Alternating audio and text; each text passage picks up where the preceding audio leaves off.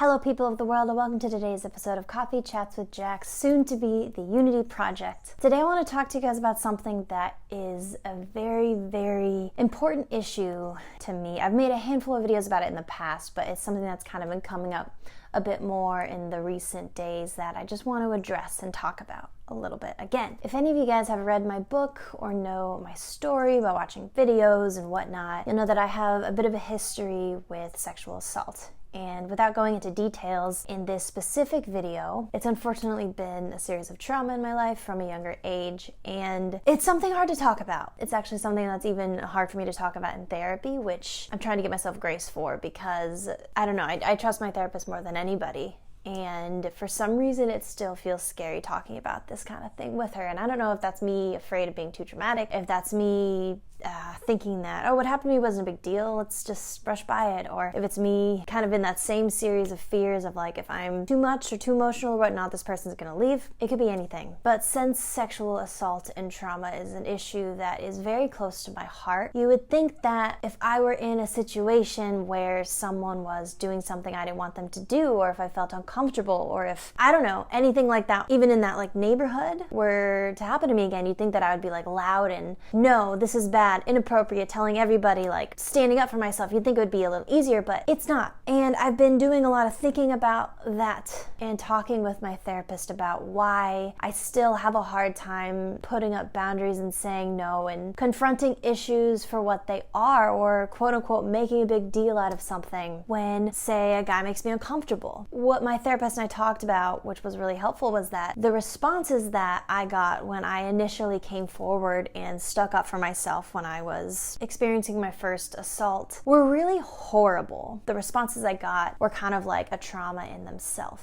The trauma of the assault was just the beginning. Like there were layers and layers of things that happened that I am still trying to work through. So I've been trying to pay more attention to my body and how it's been responding, and like trying to be intentional about realizing like, why does something make me anxious? Why does something make me depressed? Why does something make my heart race faster or my stomach hurt? Lately, the idea of coming forward just about even small things that make me uncomfortable feels scary. And the more I have thought about it, the more I realize that I am not so much afraid of coming forward, but I am more so afraid of the response I'm going to get. Sometimes the response is a whole other trauma on top of the actual assault. And I want to make this video because as much as I have talked about and believe how much victims need to come forward and share what happened and stand together and confront and like to say their boundaries and stick to them and let people know when they make you uncomfortable, like in any kind of way. And I do stand by that. But as much as I stand by that and believe that and want that, I want to acknowledge how hard it can be to actually do, because I'm sure I'm not the only one that has been responded to poorly after coming forward about an assault.